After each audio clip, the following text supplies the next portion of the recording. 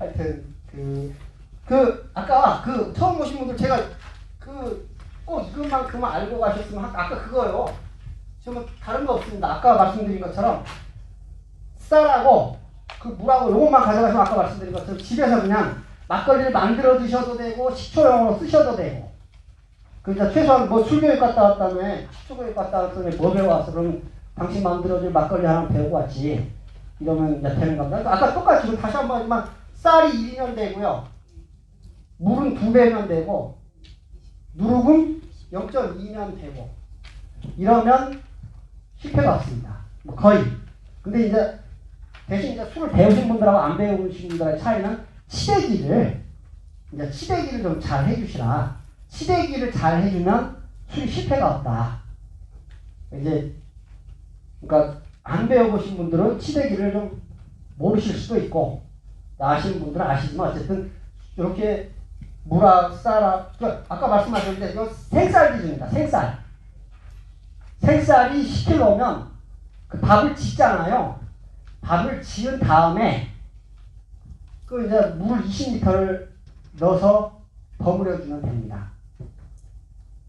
이제 누룩 쌀량에 20% 넣고 10kg를 쓰셨으면 2kg겠죠.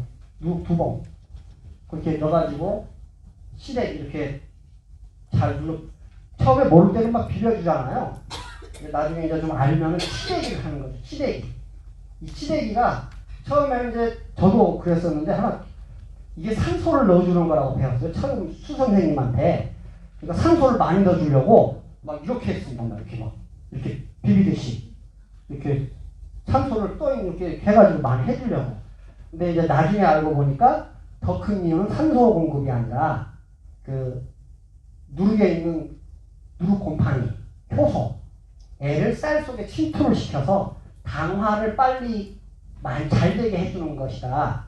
그런 이유를 해가지고 지금은 치대기를 막 이렇게 하는 게 아니라 이렇게 직각으로 이렇게 위아래. 그러면 밥알이 이론적인 겁니다. 밥알이 눌렸다가 펴졌다 눌렸다 펴졌다 하면서 스펀지가 물을 빨았다 뱉었다는 것처럼 밥알도 그런 식으로 압이 가해지면 눌리고 압이 펴지면서 이제 그 누룩에 있는 누룩물이죠. 물을 풀었으니까 그 누룩 속에 있는 곰팡이 효소 그것들이 쌀 속으로 잘 침투해서 이제 술이 잘 되는 겁니다.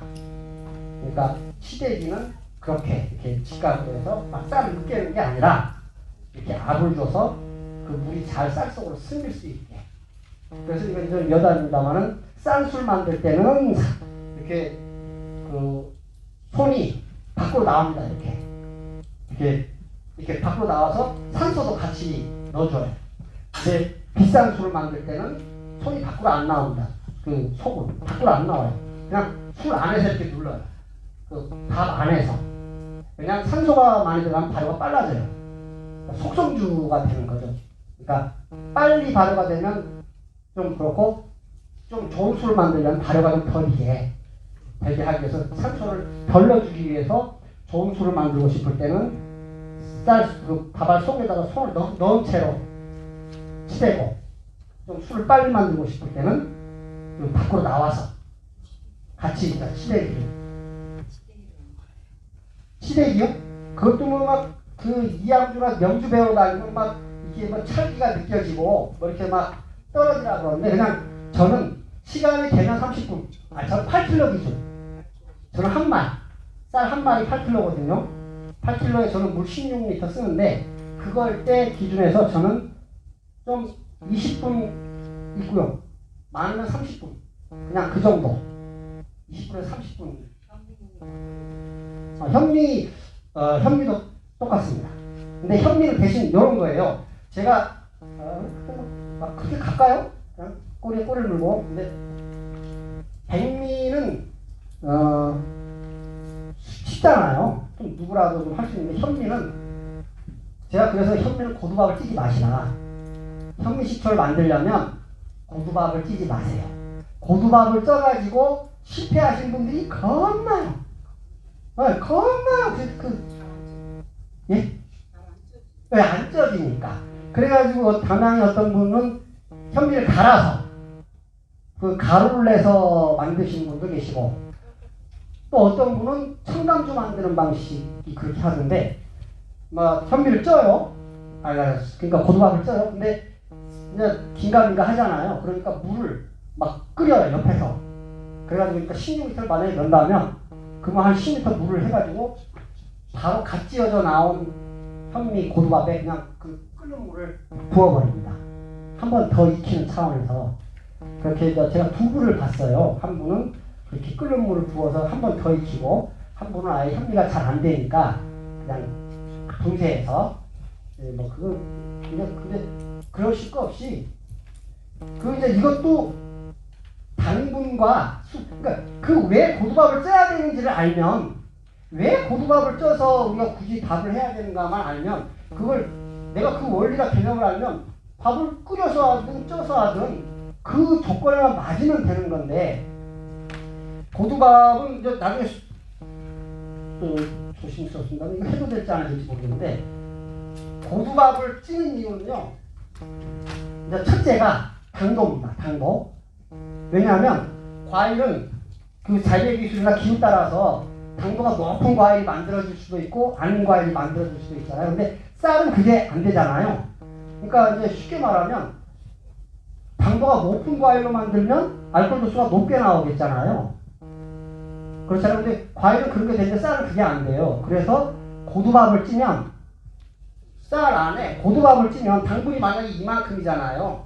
근데 이건 지금 고두밥을 찌면 수분이 적고 당분은 똑같다고 해도 수분이 적잖아요. 여기에 나머지에. 그러니까 기본적으로 고두밥의 당도는 높습니다. 만약에 이제 일반 밥이잖아요. 일반 밥은 물을 이렇게 해가지고 하잖아요. 그러면 이 밥 안에 물량도 많잖아요. 상대적인 거니까 당도는 당분하고 수분량인데, 이 고두밥을 찌면 수분이 적어요. 같은 당분이라도 상대적으로 당도가 높잖아요. 이것은. 그죠? 물밥은 물이 많으니까 같은 당도라도 씹으면 당도가 낮아요. 그러니까 고두밥을 한번 찜으로 해서, 고두밥을 함으로 해서 당도가 높은 과일을 얻는 거하고 똑같습니다. 쌀을 당도가 높게 만들기 위해서 그 고두밥을 하나 찌는 거고요.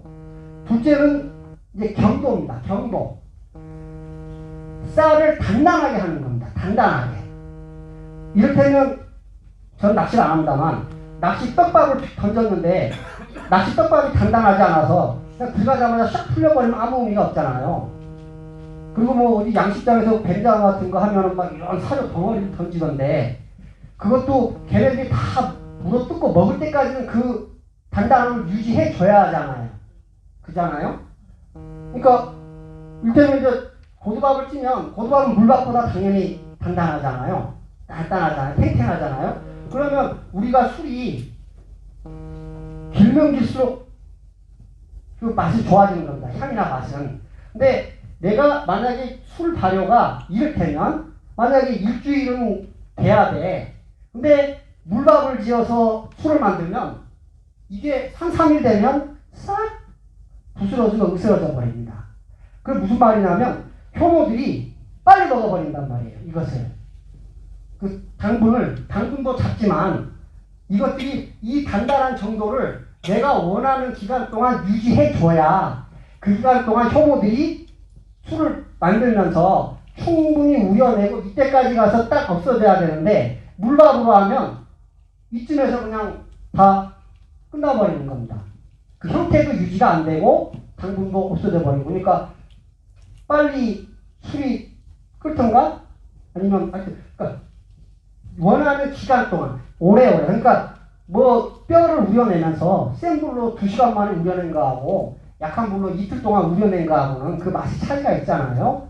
그러니까 쌀도 똑같이 그 내가 원하는 기간 동안 걔가 그 단단한 정도를 유지하면서 효모들이 거기서 충분히 당분을 뽑고 알코올을 만들 수 있도록, 급격한 그런 게 아니라 내가 의도하고 계산된 대로 적당한.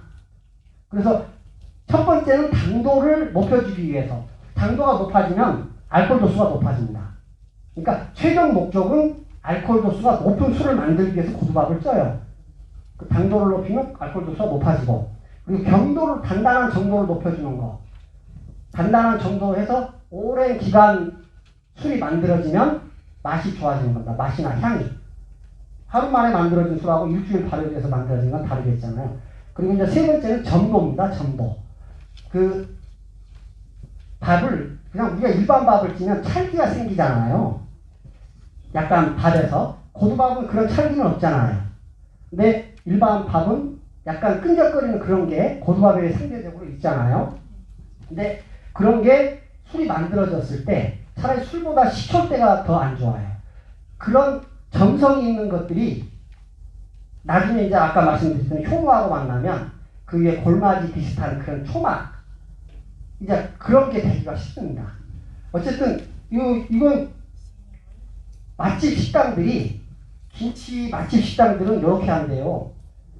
소금하고 고춧가루만 해가지고 다른 양념 안 들어가게 그렇게 해서 묵은지를 오래오래 둔답니다.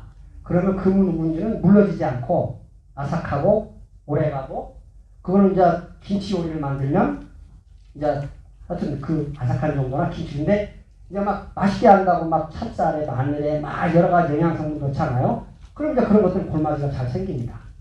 영양 성분이 있으니까 뭔가 덩어리 줄 수 있는 그런 것들이 있잖아요. 그러니까 그런 양념이 많이 들어간 김치들은 산소를 만나면 골마지가 잘 생기고, 아까 최소한의 양념 고춧가루나 소금만 가지고 만든 것들은 골마지가 안 생기고, 그것처럼 술도 이런 점성 있는 물질들이, 끈적거리는 그런 것들이 술에 들어가고 그 식초에 들어가면 나중에 초막들이 하여튼 안 좋은 그런 약간 뭉쳐지는 그런 초막들이 되는 겁니다. 그러니까 안 좋은 겁니다. 어쨌든 지방이나 단백질이 술에 들어가면 좀 덜 좋은 것처럼 이런 쌀의 그 점성 같은 것도 들어가면 안 좋습니다.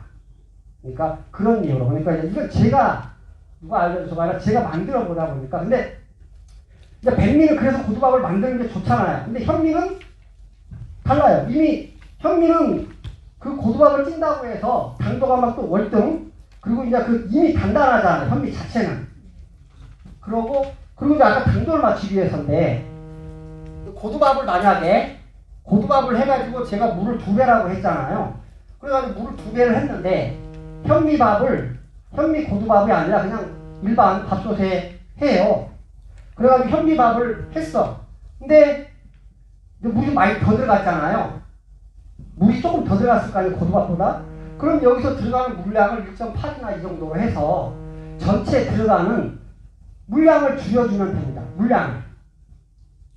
어쨌든 아까 고두밥에 상대적으로 당분은 고두밥을 지으나 물밥을 지으나 쌀은 똑같은 당분을 가지고 있잖아요. 근데 고두밥에는 수분이 적어서 달게 느껴지는 거고, 일반 밥은 수분이 많아서 덜 달게 느껴지는 거잖아요. 어쨌든 이걸 가지고 술을 만들게 되면 이 당분이 어디 가는 건 아니잖아요. 그러니까 고두밥을 하는 이유는 똑같이 2로 했을 때는 고두밥을 해가지고 만든 술이 알코올 도수가 높지요. 근데 내가 고두밥이 아니라 그냥 집밥이야. 집밥이면 이 물량을 좀 줄여주면 이 양은 같지요. 그러니까 아까 그런 고두밥을 지으면 분명히 얻어지는 이익은 있는데, 현미 경우에는 그게 어려우니까 차라리 현미는 그냥 집밥처럼 불려가지고 밥을 질 때, 그러면 현미가 덜 익는 경우는 없습니다. 덜 익는 경우는 없고, 차라리 좀 그 알코올 도수가 똑같은 양은 적게 나오겠잖아요. 근데 물량을 조금 줄여줘서 알코올 도수를 갖게 할 수 있다는 겁니다. 그러니까 이게 이제 사람 따라 달라요. 근데 이제 어느 분은 끓는 물을 넣고 어느 분은 현미를 갈아서 하고, 저는 현미 경우는 이렇게 합니다. 그러니까 제가 알코올 도수를 가능한 거예요, 조정이. 물량을 줄이고 늘림으로써 그 고두밥을 지은 효과를 이제 상쇄시키는 거죠. 고두밥을 안 지었지만 고두밥을 지은 효과. 그러니까 어차피 고두밥을 지은 이유는 알코올 도수를 높이기 위해서, 그리고 깨끗한 술을 얻기 위해서. 아까 경도 말씀드린 단단한 정도로 오래가면 술이 깨끗해요. 집밥으로 하면 좀 약간 지저분하고 탁하고. 그러니까 고두밥을 짓는 이유는 좋은 술을 만들기 위해서.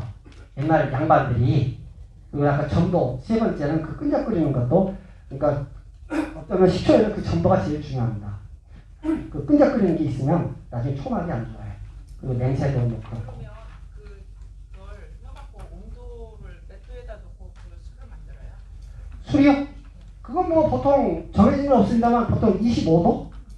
뭐 그러니까 정해진 거 아닙니다. 근데 이런 말이 있어요. 좋은 술은 겨울에 만들고 좋은 식초는 여름에 만든다. 그러니까 무슨 말씀인가 하면 그냥 일반적인 술을 25도에서 만드는 게 그 효모에 가장 활성화된 최종 온도가 25도라서 그러는 거고, 뭐 겨울에 만드는 삼해주 같은 술 있지 않습니까? 아예 꽁꽁 막 어는 겨울에. 그러니까 저온으로 오래오래 발효시키면 더 술 맛이 좋아집니다. 향도 좋아지고. 그런 이유로 뭐 25도가 아니라 20도에서 이렇게 술 발효시킨다고 해서 큰일 나는 거 아닙니다. 근데 대략 20도에서 발효시키면 더 오래 발효가 되면서 그 향하고 맛은 더 깊어진다. 그래갖고 한 일주일 정도 놔두는 거예요? 아니요. 그 식초 만드는 술을 기준하면 저는 최소가 3주입니다.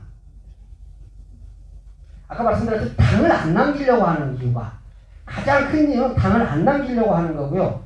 당이 얼마나 많이 남냐면 그 식초 실패하는 경우도 드물지만 실패하는 경우가 있다면 밥을 잘못해서 밥알이 익었다고 생각했는데 그 심이 안 익은 거예요. 겉은 익었다고 생각했는데 심이 생입니다. 이런 걸로 술을 만들면 술이 상해요. 어쨌든 또 이렇게까지는 아니어도 덜 익은 술은 똑같은 누룩을 공급을 해도 애를 삭히고 술을 만드는 게 힘들 거 아니에요. 에너지가. 그러니까 술이 이상해 하신 분들은 다 똑같습니다. 누룩을 적게 썼거나 나쁜 누룩을 썼거나 아니면 밥이 덜 익었거나. 그러니까 그 외에는 술이 뭐 거의 그러니까 만들다 보면 술 실패할 만들다 보면 하여튼 알고 만들면 뭐든 알고 만들면 술 실패할 확률이 그렇게 많지 않은데 처음 하시는 분들이 쌀을 잘 못 익혀서 아니면 누룩 사용량이 작아서 그리고 이제 뭐 누룩이 좀 불량해서 그래서 이제 요런 거 뭐지만 집에서 만드실 때는 계량 누룩이라고 있어요. 계량 누룩, 효소제, 조효소제 그런 거 섞어 쓰셔도 돼요. 왜냐하면 우리가 이제 전통 하는데 옛날 조상님들도 그런 게 없어서 그냥 누룩 갖고 쓰셨던 거지 더 좋은 그것만 쓰시라는 게 아니라 이렇게 더하라는 거죠. 보태주라는 거. 전통 누룩이 힘이 없고 약하면 그것의 힘을 현대에 나온 계량 누룩이나 조효소제 같은 걸 좀 더해서 그건 결국 당화를 잘 시켜주는 거거든요. 당화를 잘 시켜주면 나머지는 그걸 먹고 효모들이 증식하는 건 그 다음 일이니까. 그러니까 뭐 술이 잘 안 돼요 하면 누룩을 쓰시되 거기다가 계량 누룩은 그냥 효소제입니다. 효소제. 그러니까 당화를 잘 삭혀주는 그런 걸 쓰셔도 상관없습니다. 우리가 좋은 술은 잘 삭고 알코올 도수가 높게 나온 술이에요. 그 막 옛날 어른들처럼 막 어떻게 누룩으로 비벼가지고 막 누룩지 나는 그런 술이 아니라 누룩지 좀 덜 나고 깨끗하고 알코올 도수도 잘 나오는 그런 술을 만드는 게 지금 배운 사람, 아는 사람 입장에서 그런 좋은 술을 만드는 게 맞잖아요. 굳이 누룩만 고집할 건 아닌 겁니다. 그럼 누룩의 힘을 보탤 수 있는 그런 것들도 보태서 만드셔도 좋은 술을 만들면 그게 좋은 식초가 되는 거니까 굳이 막 옛날식 고집하셔가지고 힘들게 발효되고 어렵게 막 좀 맛도 이상한 그런 게 아니라 도울 수 있으면 그런 걸 이용해가지고 만들어주시는 게 더 좋습니다. 제 견해로는 그런 게 사실 나중에 맛도 좋고요. 그리고 또 잠이 좀 오시는 거예요. 네. 그럼 막 갈까요? 조금 쉴까요? 네, 4시 5분 된 것 같은데 한 10분 쉬실까요?